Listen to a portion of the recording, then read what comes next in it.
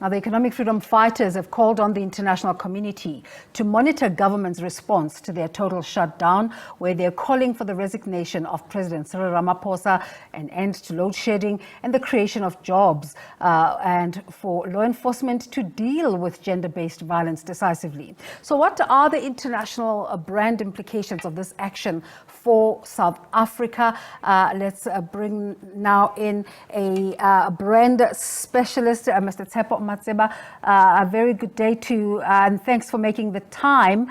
That call by the EFF to the international community to closely watch government's response to the shutdown. What's the strategy here? Good morning, Desiree, and thank you for inviting us.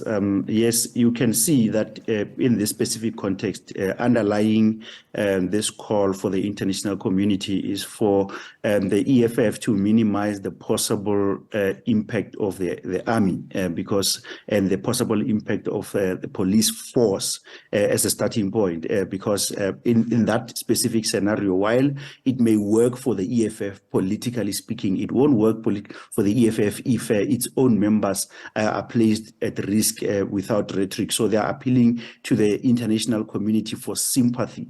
And it is that sympathy that they are hoping will actually coerce the security forces in South Africa to act more cautiously and responsibly, and not end up potentially in a situation of extreme violence. Because we've seen the levels of confrontation between the police and members of the public when they protest before in South Africa. And while the current protests seem moderately in control, there is a sense that you get that the armed forces and the releasing or deployment of the army around the country, and the large numbers of the South African Police Service is worrying for that political party. But importantly, when you start to say to the international community, we're appealing to you, you are given impression that there is a greater crisis, and that there is no sense of protection and safety by those who are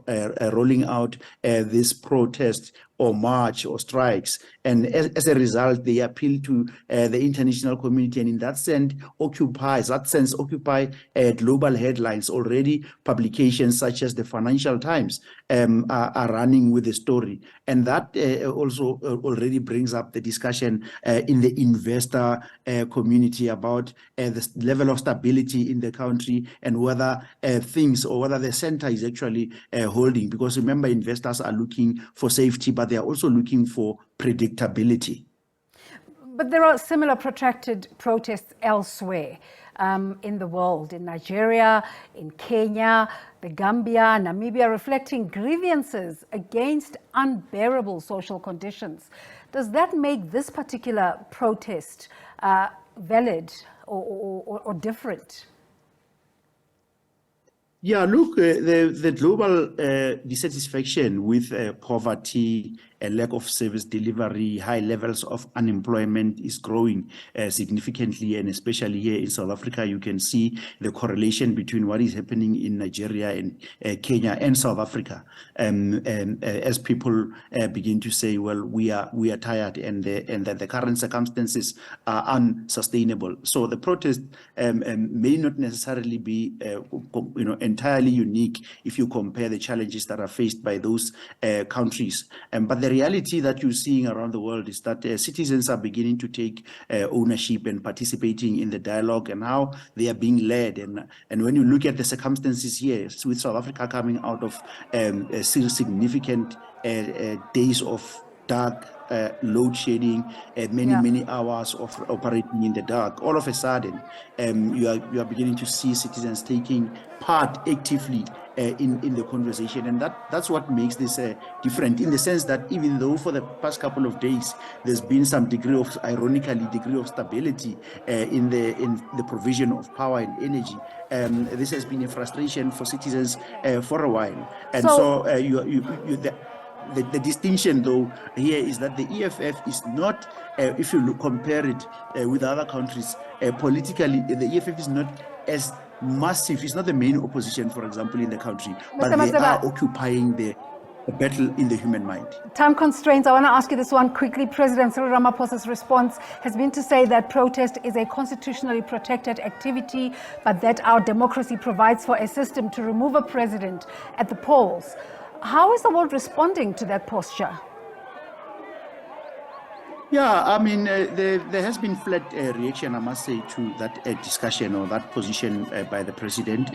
But we are yet to see, because this is an evolving story, and the conversations, the media will continue to pick up around the world. But what you get is a sense that he's trying to call for calmness. Yep.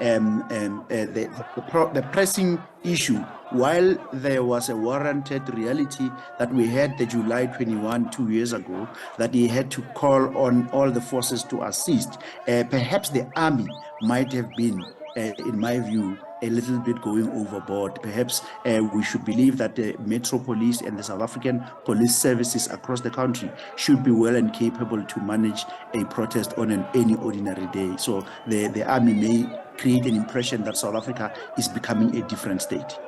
I don't know if my producers will indulge me, but I think we're seeing live footage and that Julius Malema has already arrived in the protest.